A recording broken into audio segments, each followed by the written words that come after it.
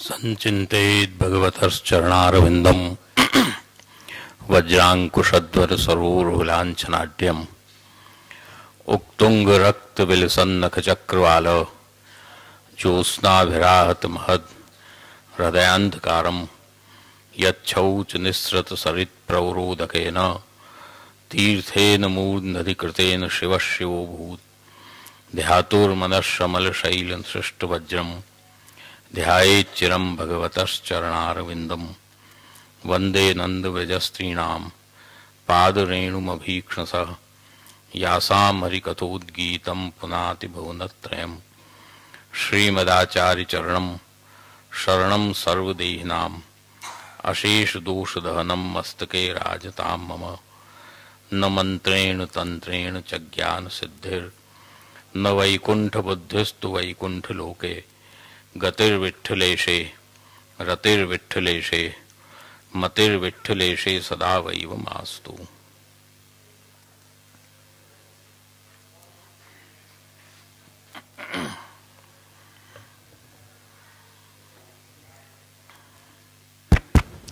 सर्वप्रथम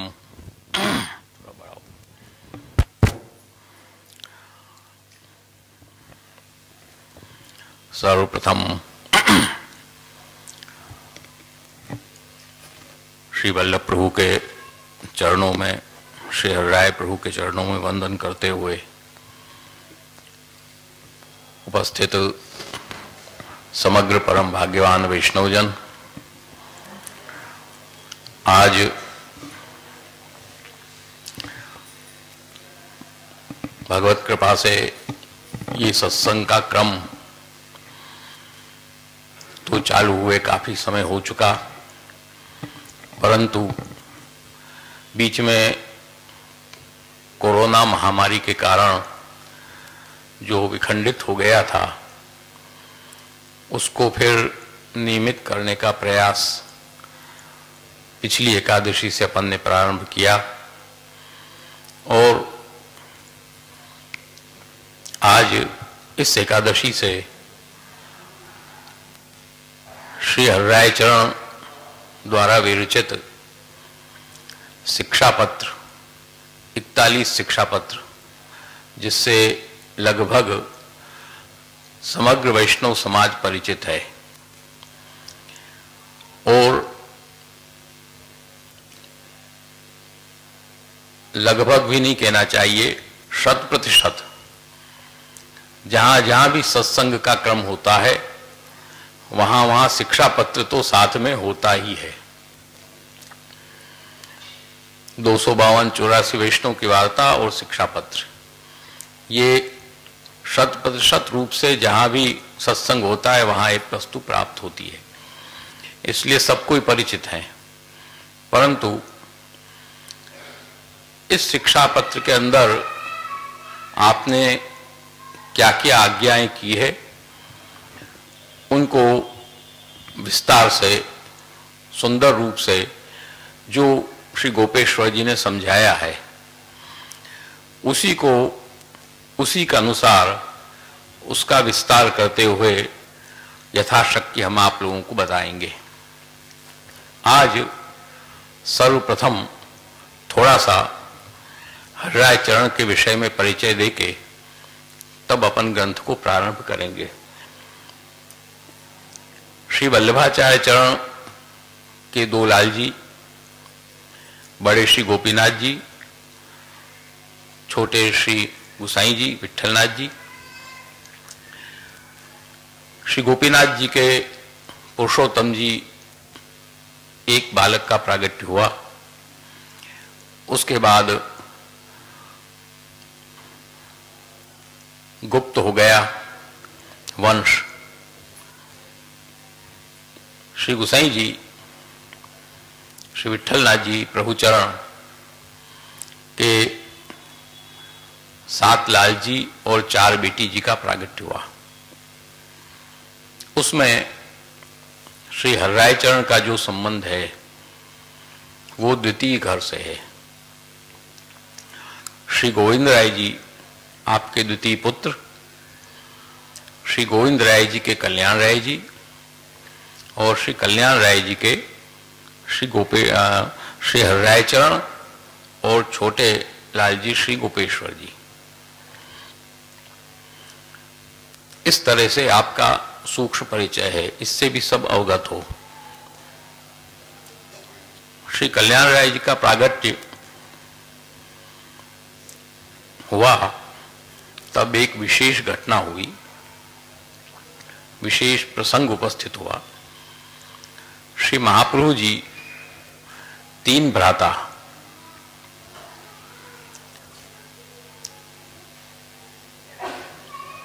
लक्ष्मण भरत जी के 3 पुत्र, श्री महाप्रभु जी मध्य में, मध्य श्री वल्लभ भूप, दाढ़ी के पद में आता है, मध्य श्री वल्लभ भूप, बड़े पुत्र और छोटे पुत्र के बीच में श्री महाप्रभु जी।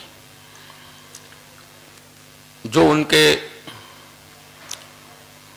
बड़े पुत्र है केशवपुरी जी, वो इस संप्रदाय से संबंधित नहीं थे। उन्होंने अपने आगे वंश वृद्धि के लिए एक बालक को गोद मांगा श्री गुसाई जी से। उस समय सब बालक श्री गुसाई जी के विराज ही रहे थे, उनके बालक भी विराज रहे थे कुछ कई। तो श्री पुष्टि मार्ग वल्लभ संप्रदाय को छोड़कर उसमें जाने के लिए कोई तैयार नहीं थे। इसलिए फिर ये विचार किया गया कि भाई छोटे बालक जो श्री कल्याण राय जी हैं उनको गोद दिया जाए। वो बालक हैं अभी। इसमें 2 तरह की वार्ता प्राप्त होती है। एक तो वार्ता ये प्राप्त होती है कि आप गोद में विराज रहे थे कल्याण राय जी, उस समय इतनी छोटी वय थी। उस समय जब ये निर्णय हुआ, आप गोद में थे, और जब ये निर्णय हुआ कि आपको गोद दिया जाएगा, तब आपने उसी अवस्था में, उसी बाल्यावस्था में आपने पद का निर्माण किया और पद गाया के हों ब्रज मांगनो हो, ब्रज तज अन तन जय हो। भाई मैं ब्रज में ही रहना चाहता हूं, मैं ब्रज को छोड़ के दूसरे संप्रदाय में जाना नहीं चाहता। उस समय श्री गुसाई जी के नेत्रों में अश्रु आ गए और श्री गुसाई जी ने हाथ जोड़ के उनको विनती कर दिया काका जी को कि भाई हमको यहां से दे नहीं सकते। दूसरी वार्ता ये आती है कि श्री कल्याण राय जी थोड़ी अवस्था बड़ी थी, चल फिरने लग गए थे पूरी, और उस समय जब ये निर्णय हुआ तब श्री गुसाई जी आप लेटे हुए थे शैया पर, और ये निर्णय हो गया अब ये देना है। तो उस समय कल्याण राय जी श्री गुसाई जी के पास पधारे, आपके चरणारविंद के पास खड़े हुए, चरणारविंद पकड़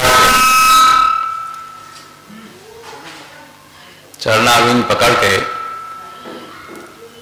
आपने, मत छेड़ो उसको, चरणारविंद पकड़ के आपने विनती किया कि ये पद गाया, हों ब्रज मांगनो हो ब्रज तद अनतन जे हो। उस समय श्री गुसाई जी को बहुत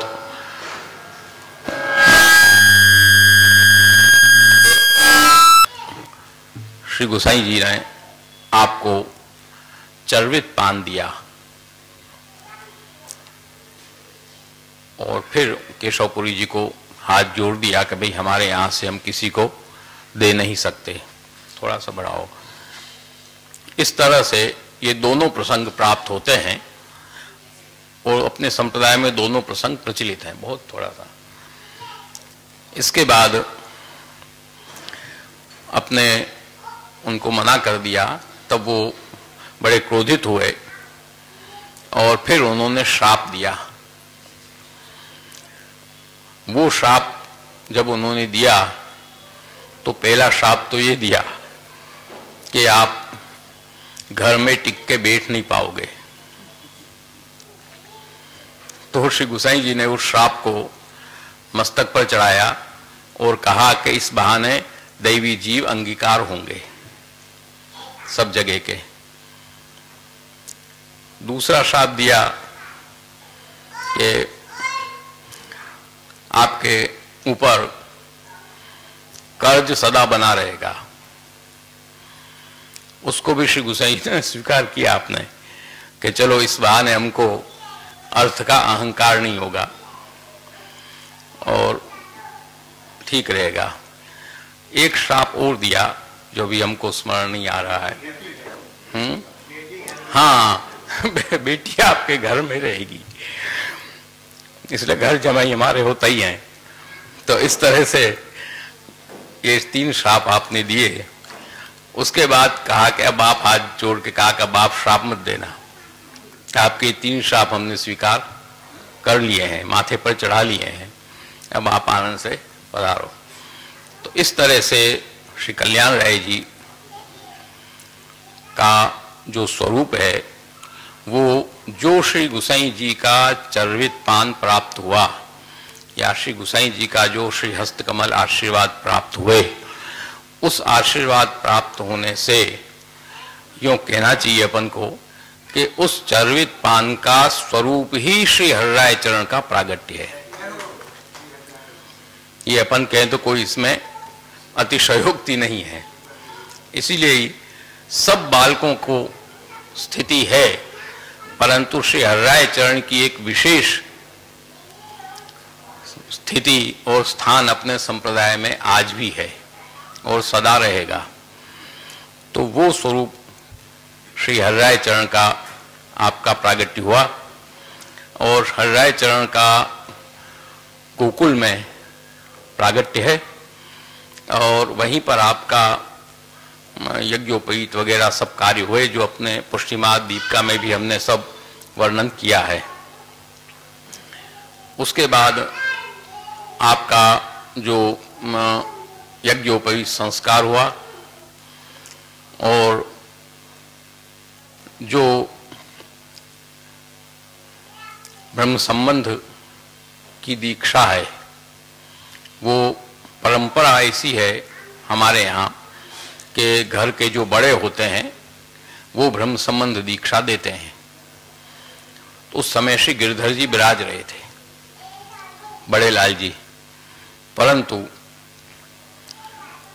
विशेष आज्ञा करके श्री गिरधर जी ने गोकुलनाथ जी से आज्ञा किया कि आप दीक्षा दो।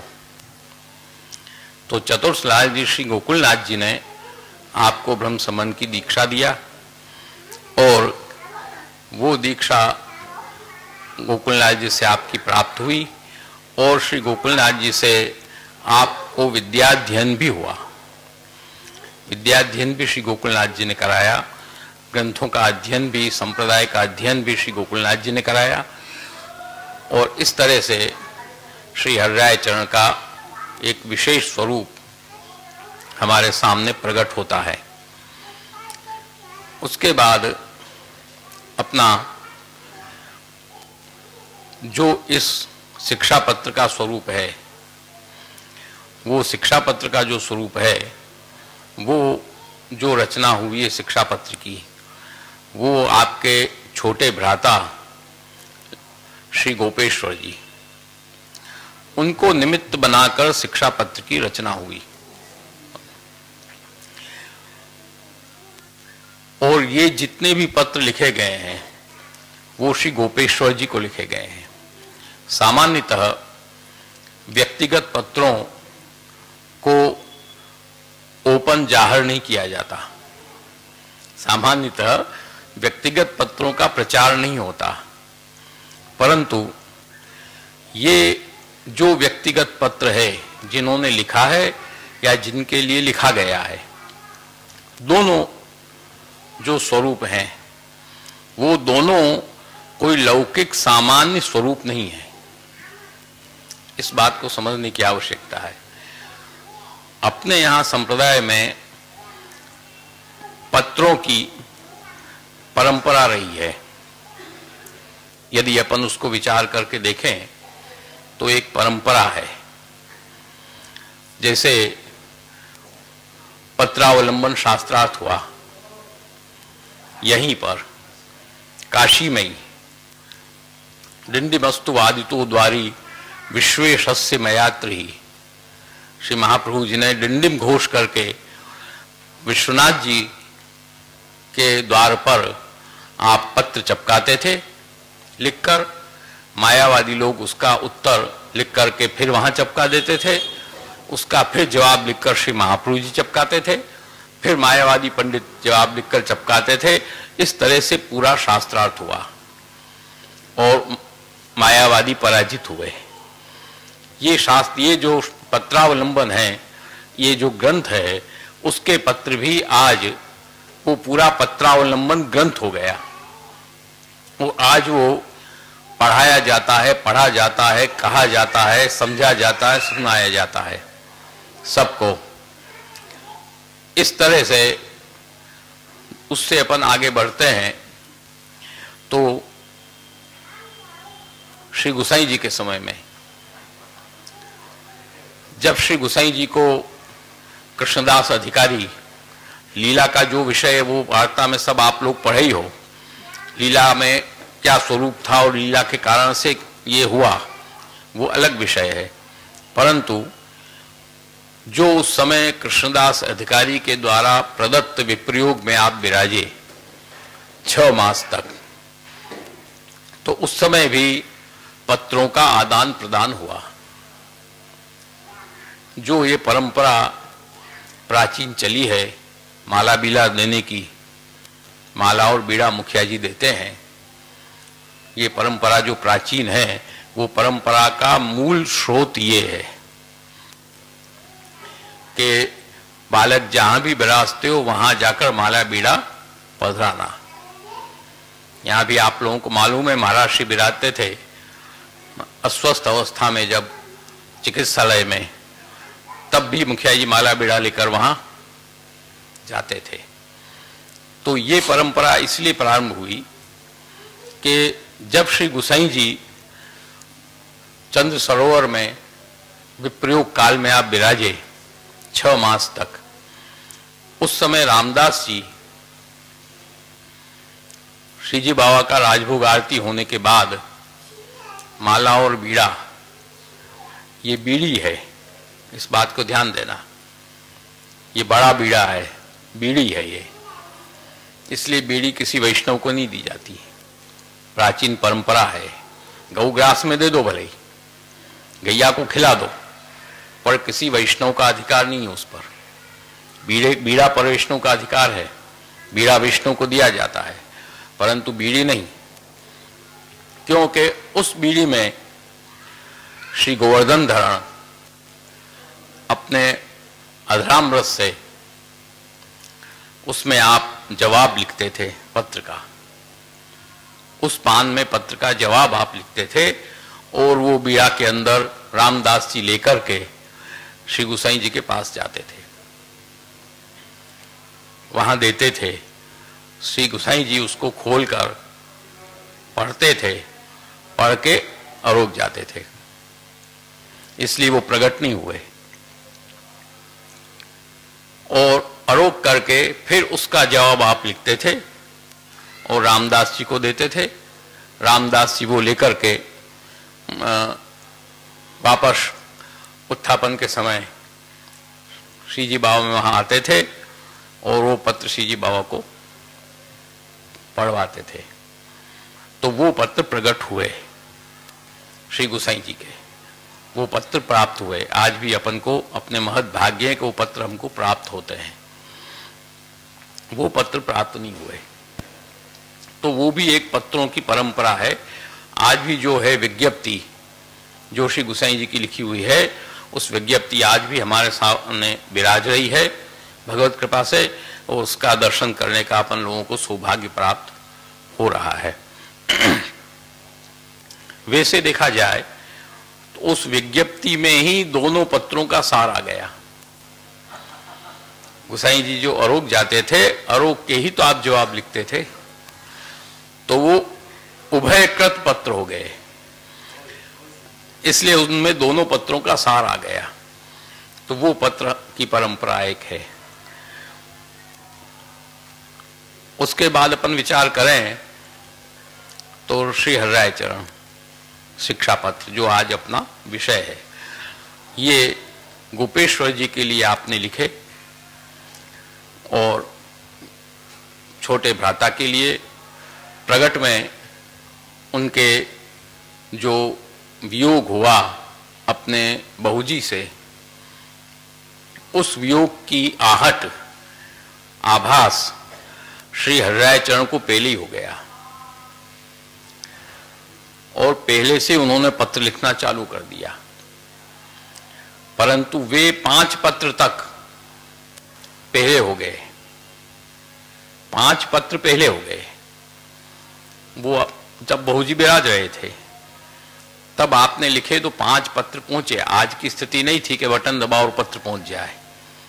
अब तो उस समय तो पत्रवाहक पत्र लेकर जाते थे, वो पत्र पहुंचाते थे घोड़े पर या साधन से किसी से, तो काफी समय लगता था पत्र को आने जाने में, और इतना समय निकल गया।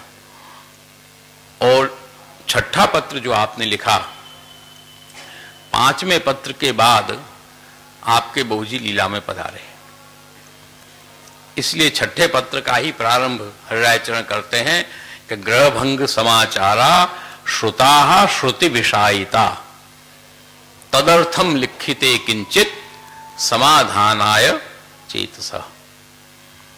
ये प्रथम श्लोक से प्रारंभ है उसका। आप लिख रहे हैं कि ग्रहभंग के समाचार हमने सुने, हमारे कानों में पड़े, तदर्थम लिखिते किंचित, उसी के संदर्भ में हम कुछ आपको लिख रहे हैं चित्त के समाधान के लिए। तो छठा पत्र आपके बहुजी के लीला विस्तार के बाद लिखा गया है, इससे स्पष्ट मालूम होता है। 5 पत्र पहले लिखे गए, परंतु वे पत्र जो भी लिखे गए और लिखे जाते रहे, वो पत्र वहां पहुंचते रहे, उन पत्रों को तुरंत गोपेश्वर जी ने पढ़ा नहीं था, क्योंकि आपका श्री विठलनाथ जी उस समय विराजते थे खिमनोर, जो नाथद्वारा के पास नहीं है बैठक जी, आप वहां विराजते थे खिमनोर में, और हरिराय चरण जैसलमेर ज्यादा विराजे। प्रगट ये पत्र जैसलमेर से ज्यादा हुए। जैसल में आपकी बैठक है, जैसलमेर में, रेगिस्तान में, जोधपुर से भी आगे, ये आ गया बॉर्डर, हाँ, तो वहाँ बैठक है, वहाँ से ज़्यादा लिखे गए। कुछ बाहर प्रदेश से भी आपने लिखे। तो वो पत्र जितने आते थे वो गोपेश्वर जी आप एक गवाखा में पधराते जाते थे, आले में, गवाखा में। आपको सेवा में व्यस्त ज़्यादा रहते थे तो आपको अवसर नहीं मिलता था, तो आप वो पधरा देते थे। परंतु जब ये स्थिति बन गई, बनने के बाद आपको बहुत विप्रयोग हुआ। इसमें ये मत समझिए कि लौकिक विप्रयोग हुआ, कष्ट हुआ, इस बात को ध्यान देने का है। लौकिक कष्ट नहीं हुआ, जैसे वार्ता में आता है ना उनका कुंभन दास जी का, कि भले ही कैसो ही हो, पुत्र को वियोग तो बाधा करे ही है। ये वहां एक वैष्णव ने कहा, तब श्री गोसाई जी ने कहा कि ऐसो नहीं है, ऐसो मत समझो। फिर गोसाई जी आप वहां पधारे। आज उनकी कृपा है कुंभन दास जी की कि आज सूतक में भी आप हम लोग दर्शन कर पाते हैं, नहीं तो नहीं। सूतक में निषिद्ध था पहले दर्शन करना, पर उनकी कृपा से ये दर्शन का प्रारंभ हुआ। उन्होंने जब ये कहा, उनको पितृवियोग नहीं था, उनको ये वियोग था कि भगवत सन्मुखता छूट गई। बाधा आने से, लौकिक बाधा आने से। तो इसी तरह आपको भी जो आपके बहूजी का सेवा में विशेष सविशेष सहयोग था, वो भी सेवा में बहुत तल्लीन थी, इतना ही नहीं विदुषी भी थी, तो सत्संग में भी इतना आनंद था। वो दोनों जो छूट गए तो आपको विप्रयोग बहुत हुआ। तो उस विप्रयोग में आप बहुत कष्ट में विराजते रहते थे। तब श्री हरिराय चरण के एक सेवक हरिजीवन दास जी विशेष सेवक थे। उन हरिजीवन दास जी ने आपको, गोपेश्वर जी को विनती किया, कृपानाथ श्री हरिराय चरण के पत्र तो आपके पास आते ही होंगे, इतने दिन से पत्र तो आते ही होंगे। तो हाँ, आवे हैं पत्र, तो आप उनको पढ़े हो? तो कहे भाई अभी तक तो नहीं पढ़े हैं, गवाखा में विराज रहे हैं, तो आप उनको पढ़ो तो सही, वहां में सब आपको समाधान मिल जाएगा। तब हरिजीवन भाई के आग्रह से श्री गोपेश्वर जी ने उन पत्रों को उठाया और फिर उन पत्रों को आपने पढ़ा, और पढ़ने के बाद फिर आपने उसकी टीका भी पूरी ब्रज भाषा में टीका भी लिखी, जो आपने सामने आज विराज रही है।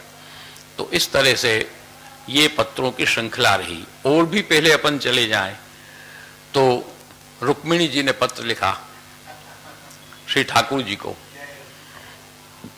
वो भी पत्र श्रीमद् भागवत में प्रकट है। श्रुत्वा गुणान भुवन सुंदर शृण्वताम ते निर्विश्य कर्ण विवरैर हरतोंग तापम रूपम दृशाम दृशिमताम मखिलार्थ लाभम त्वयुच्चिता विशति चित्रमपत्रपम में त्वयि विशति। श्रुत्वा गुणान, केवल आपके गुणों को सुनकर, दर्शन नहीं किए थे रुक्मिणी जी ने, इससे स्पष्ट होता है। ठाकुर जी के दर्शन नहीं किए थे तब तक रुक्मिणी जी ने, खाली गुणों का श्रवण किया था, परंतु वो भी स्वरूपात्मक है आपके गुण भी, इसलिए उन गुणों का श्रवण करने से ही आपको इतनी आसक्ति हो गई, परमाशक्ति प्राप्त हो गई कि प्रभु के बिना उनका रहना मुश्किल हो गया।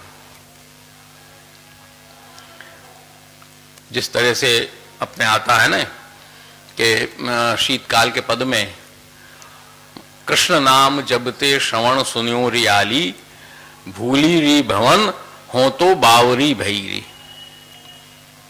सूरदास जी का है शायद। तो कृष्ण नाम जबते, एक ब्रजभक्त ऐसी थी कि उसने केवल भगवत नाम ही सुना था, दर्शन नहीं किए थे। केवल नामश्रवण से भूली री भवन में अपना घर बार सब भूल गई, बल्कि भूली री भवन माने संपूर्ण ब्रह्मांड को भूल गई। हो तो बावरी भैरी, भगवत नामश्रवण से इतनी परमाशक्ति हो गई। व्यक्तियों के मध्य में व्यवहार हुआ है, वो दोनों व्यक्ति लौकिक नहीं हैं, वो अलौकिक हैं और महान अवतारी पुरुष हैं। इसलिए उनके सामान्य ढंग की अपने जैसी सामान्य लौकिक बातें पत्रों में नहीं होती। जैसे आज सामान्य में हम बातें करते हैं पत्र में, क्या कहाँ गए थे, क्या किया था, किस पार्टी में गए, ये सब वहां नहीं होता। वहां सब दार्शनिक और सैद्धांतिक और भावात्मक स्वरूप होता है। तो वे पत्र, इसलिए इन पत्रों का वांचन और श्रवण और पाठ हम सब लोग कर सकते हैं और करना ही चाहिए, करके इसका आनंद हमको प्राप्त करना चाहिए। इस तरह से श्री हरिराय चरण का, उनके पिताश्री श्री कल्याण राय जी का और गोविंद राय जी द्वितीय लाल जी और अपने गोपेश्वर जी का छोटा थोड़ा परिचय आप सब लोगों को हमने दिया। उसके बाद जो ये शिक्षा पत्र हैं, ये 41 शिक्षा पत्र बड़े शिक्षा पत्र इसे कहा जाता है, परंतु ये बड़े शिक्षा पत्र कहने से ऐसी भ्रांति यदि कोई करे कि इसका मतलब छोटे शिक्षा पत्र भी होने चाहिए, ऐसा नहीं है। कई लोग इसमें ऐसा कहते हैं, ऐसा एक प्रश्न खड़ा करते हैं कि बड़े शिक्षा पत्र हैं, छोटे शिक्षा पत्र भी होने चाहिए। ऐसा नहीं है, यही शिक्षा पत्र हैं। बड़े शिक्षा पत्र कहने का तात्पर्य है कि इनकी महत्ता, इनका एक विपुलता बताने के लिए बड़े शिक्षा पत्र कहा गया है। कुछ लोग ऐसा भी कहते हैं, चिंतक लोग, कि भाई जो अपन पढ़ते हैं उसमें पहले ऊपर शब्दार्थ दिया गया होता है शिक्षा पत्र में, फिर नीचे विवरण दिया गया होता है। तो कुछ लोग ये कहते हैं कि जो विवरण है ये बड़े शिक्षा पत्र हैं, जो श्लोक हैं वो छोटे शिक्षा पत्र हैं। ऐसा भी कुछ विचारक मानते हैं। ऐसे अपने अपने मंतव्य कई विचारकों के हैं, पर ये सब इतिहास का विषय है और खोज का विषय है। ये खोज होती रहेगी और चलता रहेगा, उसका विषय अलग है। जो शिक्षा पत्र हमारे सामने उपलब्ध हैं वो 41 शिक्षा पत्र अपने सामने यहाँ विराज रहे हैं, और उन 41 शिक्षा पत्रों में आपने प्रत्येक क्षेत्र से जीवन के प्रत्येक विधाओं को, चाहे वो लौकिक हो, चाहे वो अलौकिक हो, चाहे वो दार्शनिक हो, चाहे वो धार्मिक हो, हर चीज को, भावात्मक हो, हर चीज को आपने कवर कर लिया है। कोई भी चीज शिक्षा पत्र में छूटी हो ऐसा समझ में नहीं आता है, सब कुछ इसके अंदर आ गया। जबकि यहाँ तक है कि इस शिक्षा पत्र का पांचन करने से श्री गोपेश्वर जी का कष्ट निवारण हुआ।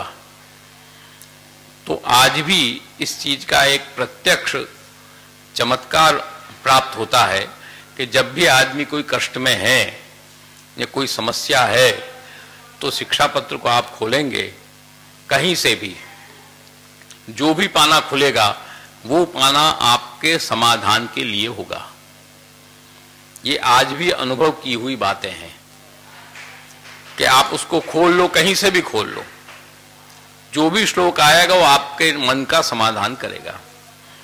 ये इसका आज भी चमत्कार है। तो ये श्री हरिराय चरण ने कृपा करके अद्भुत कृपा आपने की है हम सबों पर। इसको हमको समझना है और समझ के जितना भी हम इसमें से लूट सकें, ये तो खजाना है, ये तो समझो समुद्र है, उसके अंदर जानकार चतुर व्यक्ति उतरेगा तो रत्न निकाल कर ले आएगा, और कोई अनाड़ी उतरेगा तो मगरमच्छ वगैरह खा भी सकते हैं उसको। तो अपन को तो इसमें चतुरता से, विलक्षणता रखकर सावधानी पूर्वक अंदर उतरना है, उतर के रत्नों को ग्रहण करना है, तब उसका आनंद हम वास्तविक रूप में ले सकते हैं। तो इस तरह से इस शिक्षा पत्र का जब हम प्रारंभ करते हैं तो इसके अंदर जो इंदौर से प्रकाशित हुआ है उसमें एक लिस्ट दी गई है, पहले अनुक्रमणिका कि किस शिक्षा पत्र में क्या विषय है। उस अनुक्रमणिका को जब हम देखते हैं तो हमारी दृष्टि से जो शिक्षा पत्र में गोपेश्वर जी ने प्रत्येक शिक्षा पत्र के पहले जो निरूपणीय विषय को शॉर्ट में बताया है, उससे और इससे ये पूरा मेल नहीं खाता है। हमारी दृष्टि से, हमारे विचार से विरुद्ध नहीं है, परंतु उससे मेल कम खाता है। इसलिए अपन को तो जो मूल में श्री गोपेश्वर जी ने दिया है वो प्रमाण है, उसको लेकर के अपन को चल, ये विरुद्ध नहीं है, उससे विरुद्ध ऐसा हम नहीं कहते, परंतु उससे मेल कम खाता है।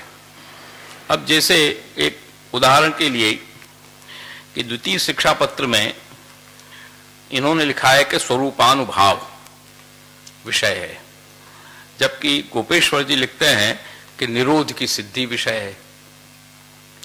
तो निरोध की सिद्धि से भी स्वरूपानुभाव तो है ही, नहीं है बात नहीं है, तो विरुद्ध नहीं है, लेकिन जो विषय गोपेश्वर जी ने आपने लिखा है प्रारंभ में, उससे कम मेल खाता ऐसा हमको समझ में आ रहा है। खैर वो अलग विषय है, अपन तो गोपेश्वर जी के हिसाब से चलेंगे। अब यहां पर पूरे शिक्षा पत्र के विषयों का जो हम शॉर्ट में विचार करें, तो शॉर्ट में अपन देखें एक एक लाइन में। प्रथम शिक्षा पत्र का तो अभी हम बताएंगे। द्वितीय शिक्षा पत्र का विषय है निरोध की सिद्धि का प्रकार। तीसरे का विषय है भगवत भाव के साधक बाधक विषयों को बताना। चौथे का विषय है भावना का निरूपण। पंचम का विषय है विरह भाव से प्रभु भावनी है और उसका साधन दैन्य है, और दैन्य का प्राप्त होना ताप के बिना नहीं होता है। छठे का है भक्तों के अनिष्ट की निवृत्ति और इष्ट की प्राप्ति प्रभु ही कराते हैं। सातवें का है लौकिकासक्ति का त्याग और भगवत शक्ति को करना। अष्टम का विषय है ऐहिक पारलौकिक में प्रभु ही चिंतनीय है, अन्याश्रय रख करके, अन्याश्रय छोड़ करके। और नवम का विषय है प्रेम आसक्ति व्यसन। दशम का विषय है लौकिक क्लेश में प्रभु पर दोषारोपण नहीं करना, दृढ़ विश्वास रखना। और एकादश का विषय है भक्तों के कर्तव्य। द्वादश का है स्वामिनी वाक्यों की भावना हृदय में करना। त्रयोदश का है चित्त का निरोध। चतुर्दश 14वें शिक्षा पत्र का है वैष्णवों के लक्षण। 15वें शिक्षा पत्र का है लीलानुसंधान। 16वें शिक्षा पत्र का है अहर्निश चिंतन से ही नैश्चिंत्य। और सप्तदश शिक्षा पत्र का है त्याग का द्वैविध्य और जीव स्वरूप और दुस्संग का त्याग। 18वें का है प्रपंच का विस्मरण और विरह करके प्रभु की स्थिति हृदय में करना। 19 का है अहर्निश अष्टाक्षर का स्मरण। 20 का है शरणागति और निवेदनानुसंधान। 21 का है विपरीत वार्ता श्रवण का त्याग। 22 का है निधि रूप भाव की रक्षा। 23 का है बहिर्मुखता की निवृत्ति और तदीयत्व की भावना। 24वें शिक्षा पत्र का है कि अष्टाक्षर साधन साध्य दोनों हैं। 25 का है कि चरणाश्रित रहना, उससे ही सब कुछ है। 26 का है कि भाव गुप्त रखना और ग्रह में उदासीन रहना। 27 में का है भगवत विस्मारक दोष की निवृत्ति करना। 28 में है दैन्य युक्त प्रार्थना। 29 में है काल बुद्धि नाशक है अतः बुद्धि को स्थिर रखना। 30 में है पुष्टि में देशादि 60 साधन और तदर्थ सत्संग। जैसे मर्यादा में 6 साधन हैं, देश काल द्रव्य मंत्र कर्म और प्रकार, इसी तरह पुष्टि के भी साधन हैं। 31 में है भगवत आरती। 32 में है कामक क्रोधादि दोष का त्याग। 33 में है दृढ़ आश्रय और दुस्संग का त्याग। 34 में कृष्ण सेवा ही फल। 35 में आसुर संग का त्याग। 36 में है चिंता का त्याग। 37 में है निस्साधन भावना। 38 में है रसात्मक कृष्ण का निरूपण और 39 में है भगवत सेवा ही कर्तव्य। 40 में है दैन्य पूर्ण सेवा ही साधन और फल और 41 में फलश्रुति है। इस तरह से शॉर्ट में इनके ये सब विषय हैं जो अपन बाद में विस्तार से बताएंगे। प्रथम शिक्षा पत्र जो है आपका, उस प्रथम शिक्षा पत्र में आपने जो विषय रखे हैं वो विषय है विस्तार से उसको समझो कि पुष्टि मार्गी वैष्णव के व्यवहारोपयोगी कर्तव्य। एक। दूसरा, कृष्ण के दर्शन की लालसा। तीसरा, लौकिक वैदिक अनासक्ति पूर्वक भगवत सेवा का कर्तव्य। चौथा, भगवत लीला भावना से जीवन का निर्वाह। पांचवा, सेवा स्वरूप। छठा, सत्पुरुष के लक्षण। और सातवां, सत्संग की उपादेयता। और आठवां, आचार कृपा से ही सब सिद्धि। ये 8 विषय इस प्रथम शिक्षा पत्र में आपने खोले हैं। अब ये 8 विषय क्रमशः है ऐसा भी नहीं है, इसमें क्रम जो है उत्क्रम व्यतिक्रम सब है। जहां जो विषय आएगा वो विषय हमको समझना है। ये सब विषय इस शिक्षा पत्र के अंदर विराजमान हैं। इसका प्रथम 2 श्लोक युग्मक हैं। कुछ श्लोक युग्मक होते हैं, कुछ श्लोक कलापक होते हैं। साहित्य का ही नियम है।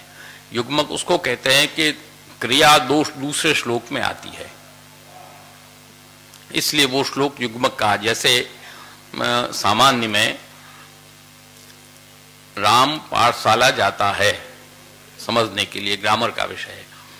राम हुआ कर्ता, पाठशाला हुई कर्म और जाता है हुई क्रिया। तो ये पूरा वाक्य तब बना कि जब तीनों चीज आ गई।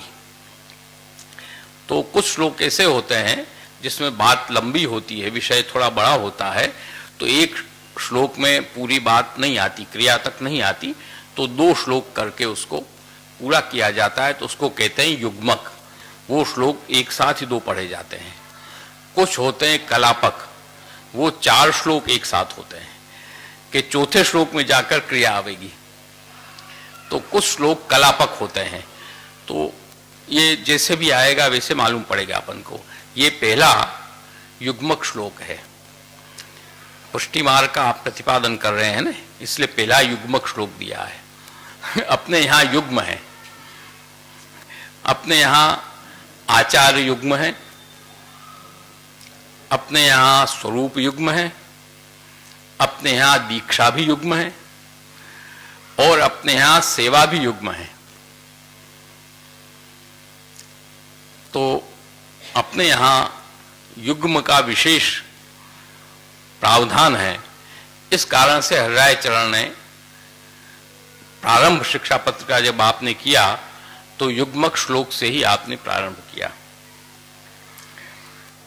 प्रथम श्लोक, सदोद्विग्न मनाः कृष्ण दर्शने क्लिष्ट मानसः लौकिकम वैदिकम चापि कार्यम कुर्वन् अनास्थया निरुद्ध वचनो वाक्य मावश्यक मुदाहरन् मनसा भावे नित्यम लीलाः सर्वाः क्रमागताः। सीधा सीधा इसका अर्थ अपन करें तो सदा उद्विग्न मनाः कृष्ण दर्शने, अक्लिष्ट मानसः और क्लिष्ट मानसः दोनों अर्थ इसमें आएगा, इस बात को ध्यान देना है। सदोद्विग्न मना कृष्ण दर्शने क्लिष्ट मानसः, इसमें बीच में अवग्रह भी आएगा। दर्शने अक्लिष्ट मानसः और क्लिष्ट मानसः दोनों अर्थ यहां पर होंगे। नित्य प्रति भगवत दर्शन के लिए हमको हृदय में क्लेश रहना चाहिए कि कब प्रभु के दर्शन हमको प्राप्त हो। और अक्लिष्ट मानसों में तात्पर्य जाएगा कि जब हम उद्विग्न मना भगवत दर्शन करने के लिए आरती युक्त होते हैं और जब हम भगवत दर्शन करने के लिए जाते हैं उस समय लौकिक वैदिक क्लेश जो हैं उन क्लेशों को छोड़कर अक्लिष्ट मानस प्रसन्न मन से प्रभु के सामने जाना चाहिए। लौकिक में भी आप किसी के सामने दुखी होके जाओगे तो उसको अच्छा लगेगा? अच्छा नहीं लगेगा। प्रसन्न मुख से जाओ तो उसको अच्छा लगे। प्रभु के सामने भी हमको जाना है, प्रसन्न मन से जाना है। तो दोनों अर्थ इसके अंदर आप प्राप्त करेंगे। तो सामान्य अर्थ इसका अपन करते हैं। तो जो श्री गोपेश्वर जी ने लिखा है वो पहले हम बता देते हैं। निरंतर अहंता ममतात्मक असद आग्रह ते उद्वेग युक्त अर्थात निर्वेद युक्त है मन जाको, और श्री कृष्ण के दर्शन निमित्त क्लिष्ट आरती युक्त है मन जाको, और लौकिक तथा वैदिक कार्य भी फलाशा छोड़ के करवे वारो। लौकिक वैदिक कार्य को फल की आशा से नहीं करना। करवे वारो वचन को नियम में राखवे वारो, आवश्यक जरूर बोलवे बिना कार्य चले नाही, तितनु ही वाक्य को उच्चार करवे वारो वैष्णव मनुष्यों क्रम प्राप्त सर्वलीला की भावना करे। ये श्री गोपेश्वर जी इसका अर्थ आप कर रहे हैं। सदोद्विग्न मना, उद्विग्न मन अर्थात निर्वेद युक्त होकर के, अहमता ममता से रहित होकर के कृष्ण दर्शन के निमित्त उसके अंदर आरती रहना चाहिए, क्लेश रहना चाहिए कि हम प्रभु का दर्शन करें। दूसरा अक्लिष्ट मानस, प्रसन्न होकर के बिना क्लेश युक्त होकर के लौकिक वैदिक क्लेश को छोड़ करके भगवत दर्शन करें। और लौकिकम वैदिकम चापी, लौकिक और वैदिक भाई इस तरह से दर्शन करे तो फिर लौकिक और वैदिक कार्य की क्या स्थिति? आज तुम गृहस्थी हो, सन्यासी तो हो नहीं, गृहस्थी में बैठे हो, अब तुम अपने व्यवहार में नहीं जाओगे, शादी ब्याह नहीं करोगे तो क्या होगा? लोग क्या कहेंगे? करे ये व्यवहार में कुछ अपनी जवाबदारी निभाता नहीं है, कुछ करता नहीं है, ये तो बेकार आदमी है। लौकिक में तो अपकीर्ति होने में देर क्या लगती है, तुरंत अपकीर्ति हो जाती है आदमी की। तो क्या किया जाए?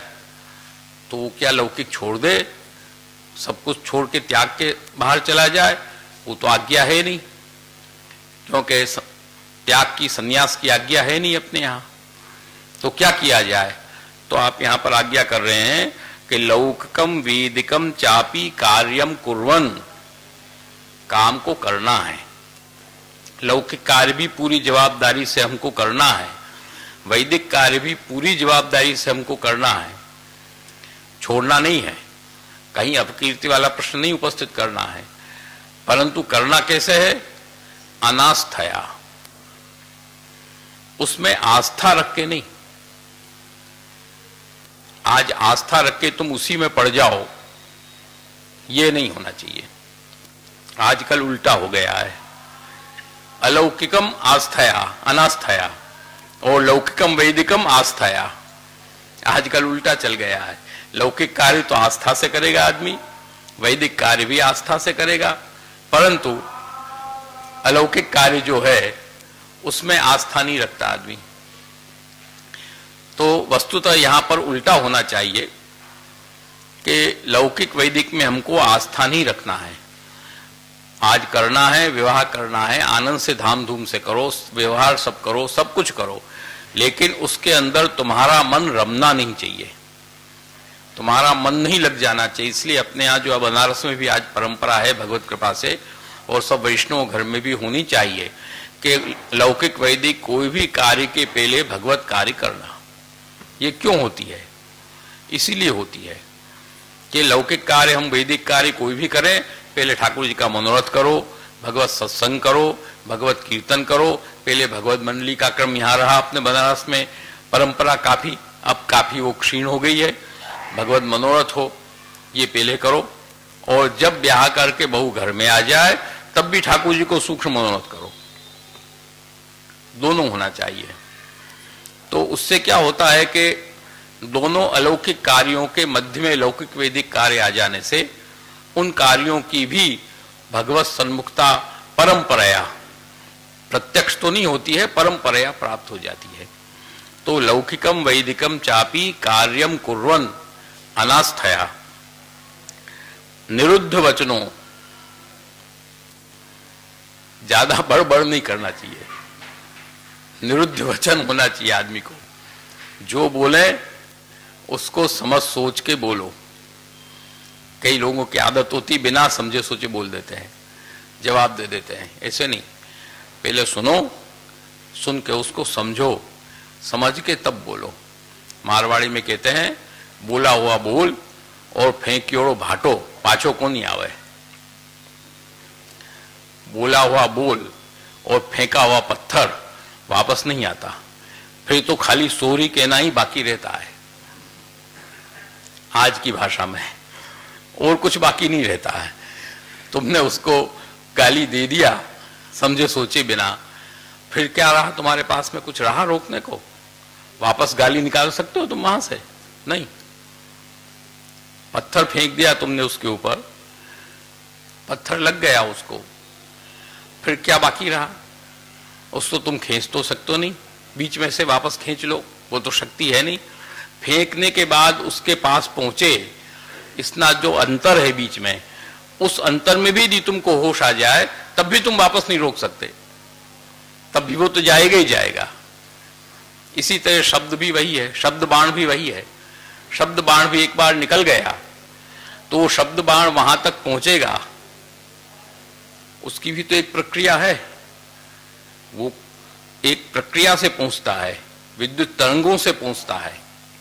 तो विद्युत तरंगों के जो पहुंचने के और कहने की अंतर बीच का जो समय आता है, उस समय तुम यदि चाहो भी को उसको रोक लो, वो रुक नहीं सकता। इसलिए आज्ञा करते हैं कि निरुद्ध वचनों, वाणी समझ सोच के हमको बोलना, सोच के बोलना। आवश्यक हो उतना ही बोलो, अनावश्यक मत बोलो।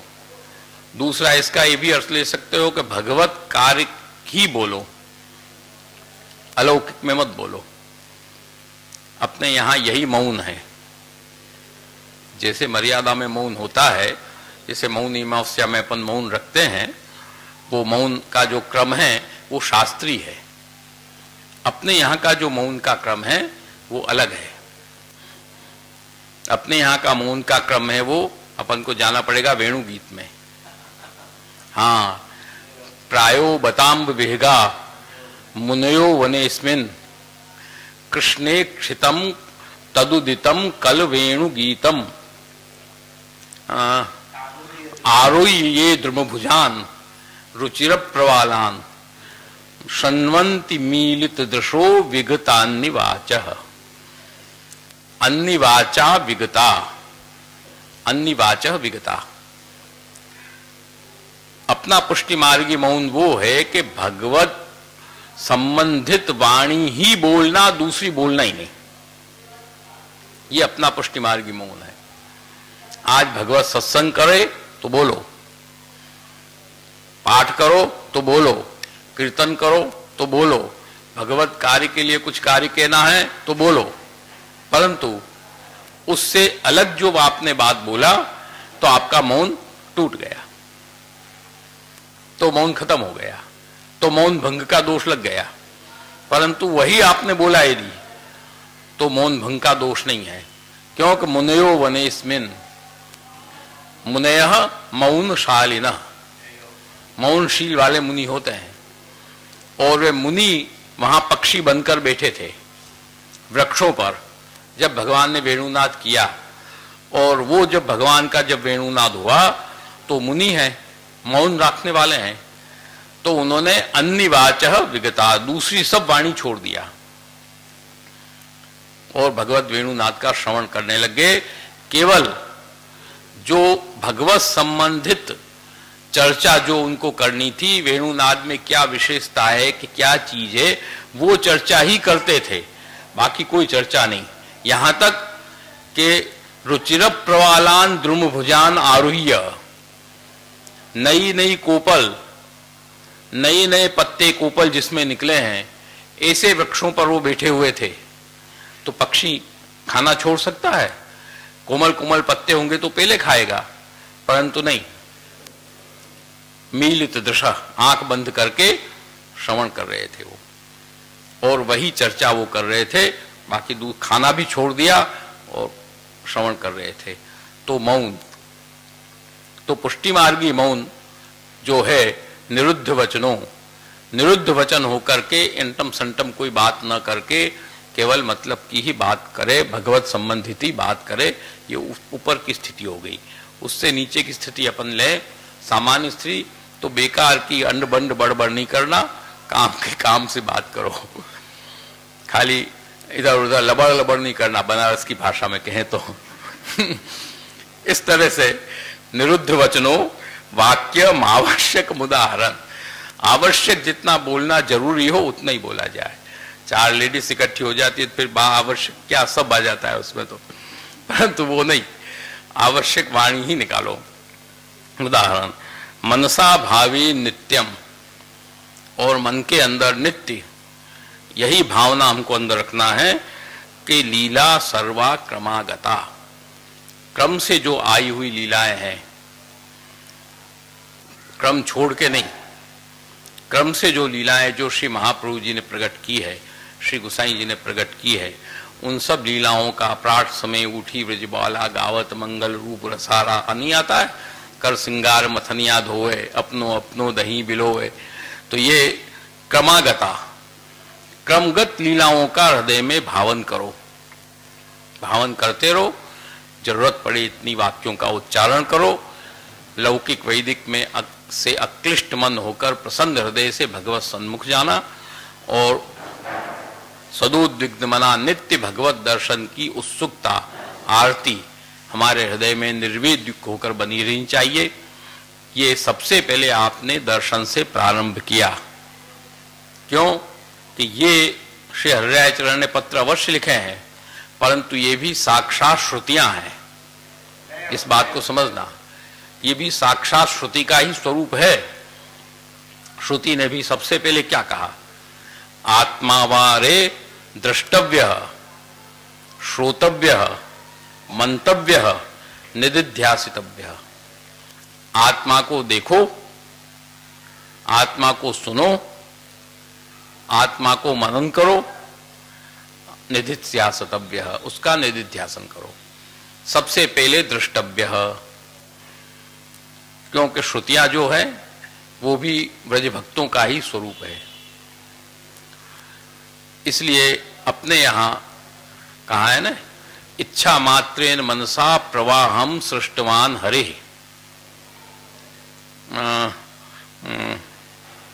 वत्सा वेद मार्गम ही पुष्टिम कायेन निश्चय। तीन तरह की सृष्टि प्रभु ने की है। पहली सृष्टि इच्छा मात्र से, मन से आपने प्रवाही सृष्टि को उत्पन्न किया, वो प्रवाही सृष्टि है। और वत्सा वेद मार्गम ही, वाणी से मर्यादा सृष्टि को उत्पन्न किया, वाचिक सृष्टि है वो। और पुष्टि सृष्टि कैसी है? कायेन, अपने श्रेयंग से पुष्टि सृष्टि को आपने प्रकट किया। इसलिए अपने यहां क्योंकि श्रौत है, श्री महाप्रभु जी का जितना भी सिद्धांत है वो श्रौत है, श्रुति श्रुत्युक्त ही है, श्रुति को छोड़ के नहीं है। आचार्य शंकर ने जो सिद्धांत प्रतिपादित किया है वो श्रुतियों के सूत्रों के आधार पर नहीं है, अपने सिद्धांत के अनुसार श्रुति सूत्रों को जोड़ा है। देखो बहुत फर्क पड़ता है, समझने की बात है। आचार्य शंकर ने अपना सिद्धांत निर्धारित किया, अपने चिंतन से, अपनी तपस्या से, अपनी बुद्धि कौशल्य से, और उस सिद्धांत को निर्धारित करके उसके अंदर प्रमाण रूप में श्रुति, स्मृति, सूत्र सबको जोड़ दिया। और श्री महाप्रभु जी ने श्रुति स्मृति सूत्रों में जो लिखा गया था, श्रुति है वो श्रुति तो भगवान निश्वास है, भगवान की सांस है, जो अपन सांस लेते हैं वो सांस है, वो वेद है।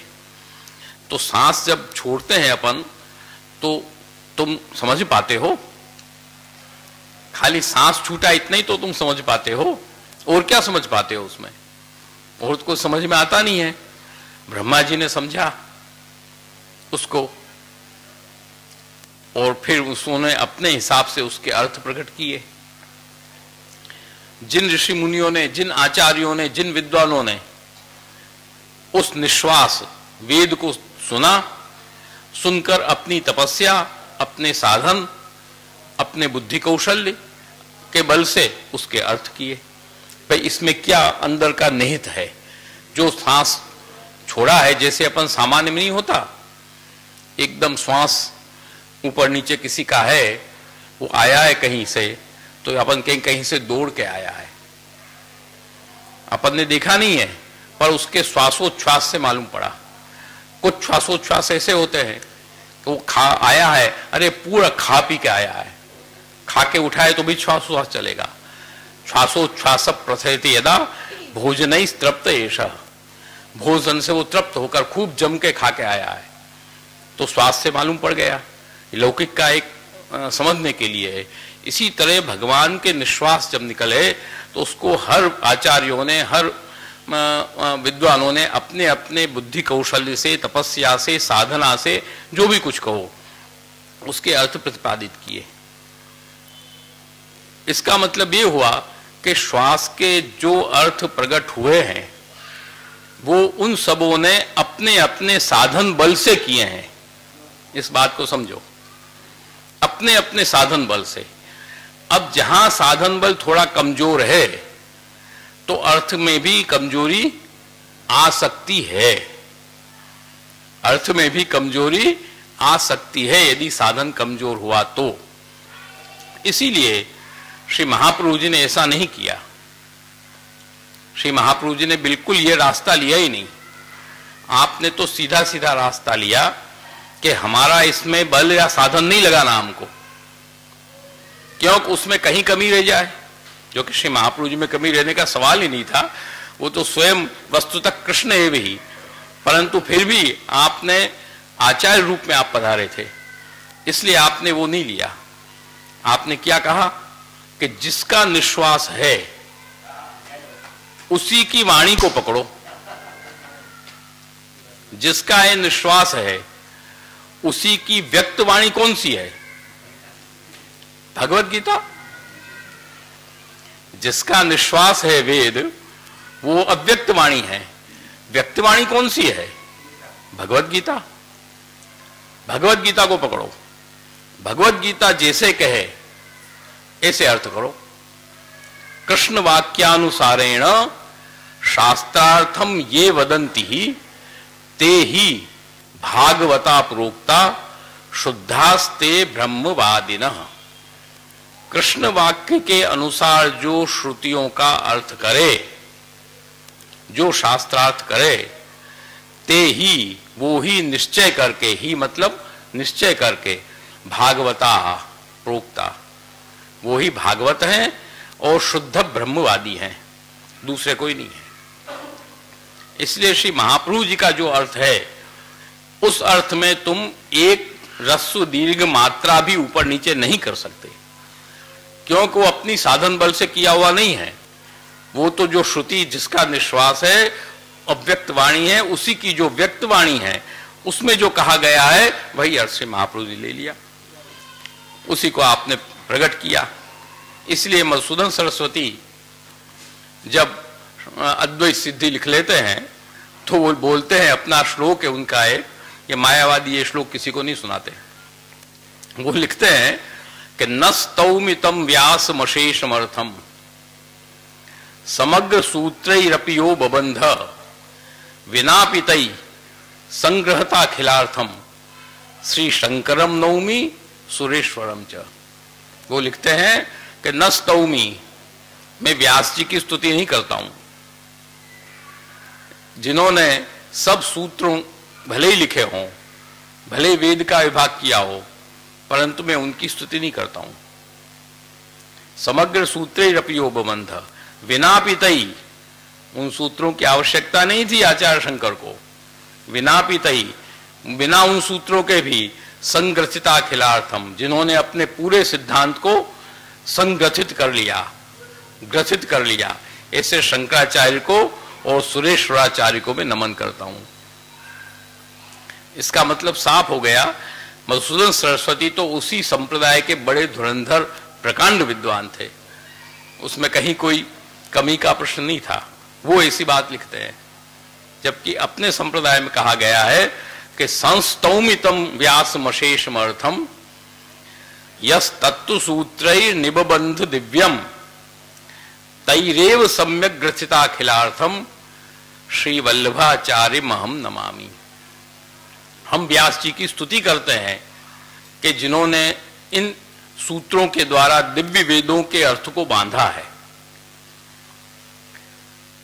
और उन्हीं सूत्रों के अनुसार, उसी श्रुति स्मृति सूत्र के अनुसार श्री महाप्रभु जी ने भी उस अर्थ को आगे संगठित किया है। इसलिए हम श्री महाप्रभु जी को नमन करते हैं। तो यहां पर जो श्रुतियों में, जो वास्तविक श्रुतियों का जो अर्थ है, इसलिए तो आया है श्री महाप्रभु जी का नाम सर्वोत्तम में स्मृति मात्रार्थी नाशनः। इसका अर्थ होता है कि स्मृति, महाप्रभु जी की स्मरण मात्र करने से कष्ट नष्ट हो जाता है। महाप्रभु जी का स्मरण तुम करो, खाली कष्ट गया। इसी तरह महाप्रभु जी यदि तुम्हारा स्मरण कर ले तो भी तुम्हारा कष्ट स्मृति करने के मात्र से नष्ट हो जाता है। इसका तीसरा अर्थ और है। तीसरा अर्थ इसका है स्मृति ही मात्रा, स्मृति की माता। स्मृति की माता कौन? वेद। स्मृति कहां से निकली? वेद से ही तो निकली। स्मृति की माता है वेद। तो स्मृति की माता जो वेद है, उसका जो कष्ट था कि जो बात मैं कहना चाहते हूं, अव्यक्त वाणी है वेद, जो बात में कहना चाह रहे हैं हम, उस बात को कोई समझ ही नहीं रहा है। हम तो रसात्मक पूर्ण पुरुषोत्तम परब्रह्म साकार स्वरूप का वर्णन कर रहे हैं, और ये मायावादी और ये सब मिल के निराकार बना रहे हैं। ये कोई अर्थ ही हमारी बात का नहीं समझ रहे हैं। आज तुम कोई बात कहो और तुम्हारी बात का कोई अर्थ ना समझ के दूसरा अर्थ निकाले, तुम क्या कहोगे? अरे उसने गलत अर्थ निकाल दिया, मेरी बात का गलत आशय ले लिया। तुमको कष्ट होगा कि आनंद आएगा? कष्ट होगा। तो वेद को ये कष्ट हो रहा था कि हमारे बात का सब उल्टा अर्थ ले रहे हैं, सब उल्टा अर्थ ले। किसी ने रसात्मक पूर्ण पुरुषोत्तम का प्रागट्य ही नहीं किया। वो जब श्री महाप्रभु जी का प्रागट्य हुआ तो आपने रसात्मक पूर्ण पुरुषोत्तम का प्रागट्य करके वेदों के कष्ट को, आरती को हरण कर लिया, नाश कर दिया। इसलिए गोपाल दास जी ने गाया है वल्लभाख्यान में, मेरे अंदाज से दूसरे आख्यान में है, शायद दूसरे में ही है, कि त्याथी पंढरपुर पाऊं धारिया कही कथा तत्व समाधि। क्या है? नहीं, समाधि पुंज रस पुंज पुरुषोत्तम प्रमाण्या सरस्वती तजी आधि। ये है। जब वहां से पंढरपुर आप पधारे, वहां जाकर आपने कही कथा तत्व समाधि, वहां व्यास जी की समाधि भाषा भागवत की कथा आपने कहा, और उस कथा के माध्यम से गोपी गीत, पंचाध्यायी वगैरह के माध्यम से रसपुंज पुरुषोत्तम प्रमाण्या, साकार रसपूर्ण, रसात्मक रसपुंज पूर्ण पुरुषोत्तम की आपने स्थापना की, प्रमाणित किए। जब ये प्रमाणित किया तब सरस्वती तजी आधि, सरस्वती के हृदय की जो कष्ट था, वेद के हृदय का जो कष्ट था, वो कष्ट वहां जाके समाप्त हो गया कि अब मेरी बात का अर्थ समझने वाला कोई प्रकट हुआ। अब सही अर्थ प्रकट हुआ।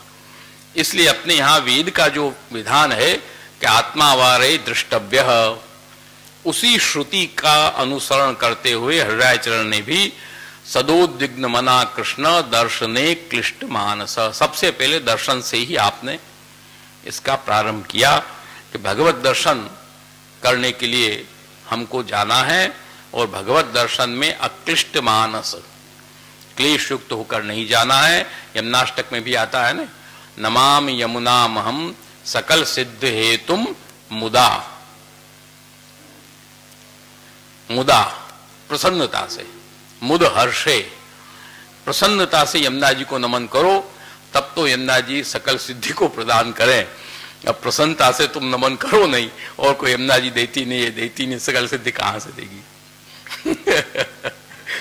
हाँ, तो प्रसन्नता से नमन है यमुना जी को, कि चित्त प्रसन्न हो, कोई अंदर क्लेश न हो, तब यमुना जी को नमन करो, तब तो सिद्धि की प्राप्ति हो। नहीं तो क्लेश युक्त होकर अपन तो दुखी होकर आते हैं और यमुना जी को नमन करते हैं, भाई दूध चढ़ाएंगे, ये काम हमारा कर दो, ये करेंगे, ये काम हमारा कर दो, क्या यमुना जी करेंगे? तो इस तरह से भगवत सेवा में अक्लिष्ट मानस होकर के और भगवत आरती युक्त होकर के क्लिष्ट मानस, दोनों अर्थ यहाँ प्राप्त होते हैं। हमको आनंद से सन्मुखता करनी है।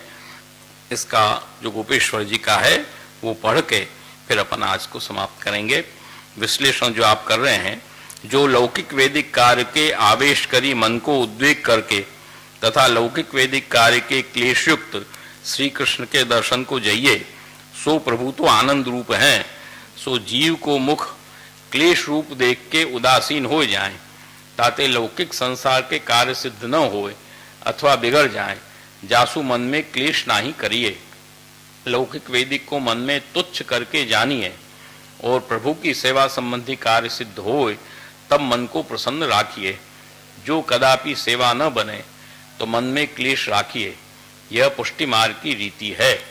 जैसे सेवा व्रजभक्त करते, श्री ठाकुर जी गोचारण को वन में पधारते, तब योग में वेणु गीत युगल गीत गावते, पाछे जब श्री ठाकुर जी ब्रजभक्त को सुखदानार्थ ब्रज में पधारते, तब ब्रजभक्त आनंद सो दर्शन करते। दोनों अर्थ इसमें आ गए। जब ठाकुर जी वन में पधारते तो वनांतर विप्रयोग में क्लेश युक्त ब्रजभक्त रहते आरती के लिए, और जब प्रभु वापस पधार जाते तो प्रसन्न होके प्रभु के दर्शन करते। आवनी के भाव का है ये।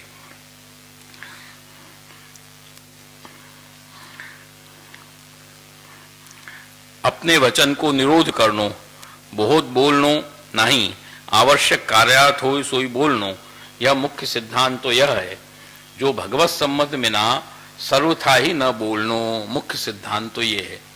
बाकी दूसरा अर्थ इसका आप कर रहे हैं कि लौकिक वैदिक कार्यार्थ गृहस्थाश्रम में बोले बिना काम न चले, तासो आवश्यक हो सोई बोलनो, सो काहेते जो वाणी को निग्रह हो तो मुखरता दोष न होए, और बहुत बोले तो भगवत भाव हृदय में स्थिर न रहे, वाणी द्वारा बाहर निकस जाए। ज्यादा बक बक बक बक जो करे उसके हृदय में भगवत भाव स्थिर नहीं रहता है। इसलिए निरुद्ध वचन, कम बोल के हमको आगे चलना है। और लीला सर्वा क्रमागतः, क्रम सहित मन लगाए दीजिए। और क्रम क्या है कि जैसे जन्माष्टमी, अन्नकूट, होरी, हिंडोरा आदि वर्ष दिन के उत्सव, तिनकी अनेक लीला भाव करके पुष्टि मार्ग की रीति सो मन लगाए के भावना करे, तथा नित्य लीला प्रातः काल में श्री ठाकुर जी नंदराय जी के घर में जागत हैं, कुंज में श्री स्वामी जी के यहाँ जागत हैं, तथा खंडिता, मंगला बहु, मंगला आरती इत्यादि जो अपन ने कहा वही जो दिनचर्या वाला प्रास समय वाला वो भावना करे। और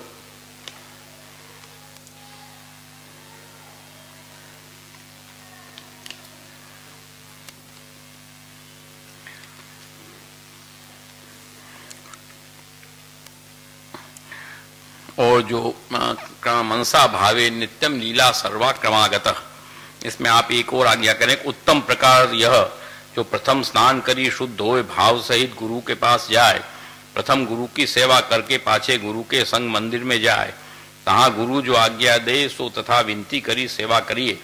आप चल के जाए सेवा करे तो प्रभु को श्रम न होए और आनंदात्मक प्रभु बेगे ही प्रसन्न हो, यह उत्तम प्रकार जानो। और मध्यम यह जो अपने हृदय में प्रभु को पधरावे, सो प्रभु तो दयालु हैं, परंतु प्रभु को श्रम होए सो पुष्टि की रीति नाही, या क्रम सो सेवा करे। इसलिए अपने यहाँ एक क्रम है कि सेवा कोई भी क्रम रहे तो आज्ञा से सेवा होती है। ये आज्ञा से सेवा का क्रम कई लोग ऐसा समझते हैं कि ये खाली अपनी वो दिखाने के लिए आज्ञा का क्रम रखा, ऐसा नहीं है। आज्ञा का क्रम ऐसा है कि अपने यहाँ बड़ों की आड़ी से सेवा सिद्ध होती है। बड़ रन को आगे ले गिरधर, श्री गोवर्धन पूजन आवत। ठाकुर जी स्वयं महापूजन में पधारे, तब भी बड़रन को आगे ले गिरधर, वहां गिरधर बड़रन को आगे ले, नंदराय जी वगैरह को आगे करके तब आप पूजन में पधारे हैं, खुद ने जाके सीधा पूजन चालू नहीं किया है। श्री गोवर्धन पूजन आवत, तो यहाँ अपने बड़ों की आड़ी से, आड़ी होने से अहम नहीं बढ़ता है, आड़ी नहीं होगी तो अहम बढ़ेगा। इसलिए हमको आड़ी से कोई भी सेवा करनी है। अपने यहाँ प्राचीन क्रम यही है कि कहीं भी जाओ, दूसरे घर में भी हम लोग भी जाएं तो जो वहाँ विराजते हो उनकी आज्ञा लेके तब सेवा में जाए। सेवा में भी जाओ तो ही मुखिया जी से पूछ के तब चरण स्पर्श करो। यहाँ तक का प्राचीन नियम तो है, अब तो सब कौन करता है कि जब मंदिर में जाओ तो पूछ के मुखिया जी हाथ खासा करें तब हाथ खासा हो, नहीं तो नहीं। ये प्राचीन क्रम है। तो आजकल तो अब सब जाते ही अपना सीधा करके चालू हो जाते हैं। तो ये क्रम होकर आड़ी से आज्ञा लेके हमको वहाँ सेवा का कार्य करना है, क्योंकि यशोदा जी का स्वरूप होता है वहाँ मुखिया जी का। इसलिए क्या है कि वो आज्ञा देने का अधिकार उनको है, वो जाकर सेवा होती है। इसलिए आड़ी की भावना से रख के हमको सेवा करना है। ये बातें इसमें आपने जो बताई, इसमें पुष्टि मार्गी वैष्णव के व्यवहारोगी कर्तव्य, कृष्ण दर्शन की लालसा, ये विषय इसमें मुख्य आया कि कृष्ण दर्शन की लालसा आया, और दूसरा आया भगवत लीला की भावना। ये दो विषय इसमें आपने इन दो श्लोकों में यहाँ पर विशेष लिए हैं। बाकी के जो विषय हैं 8 वो आगे क्रम में अपने प्राप्त होंगे। आगे की एकादशी में अपन उसको देखेंगे धीमे धीमे। जैसे एकादशी वैसे भी इतना जल्दी तो नहीं हो पाएगा, एक एक शिक्षा पत्र करें तो भी 41 एकादशी हो जाए परंतु अपने यहाँ एक एक शिक्षा पत्र आगे से तो ज़्यादा पढ़ेगा आगे, क्योंकि आज तो थोड़ा आगे का भी क्रम था अपने तो, परंतु फिर भी 2-2 एकादशी तो एक एक शिक्षा पत्र ले ही लेगा कम से कम। तो अपना जब तक चले, ठाकुर जी चला आनंद से पूर्ण करे इसको, इसी भावना के साथ आज समाप्त करते हैं। बोलो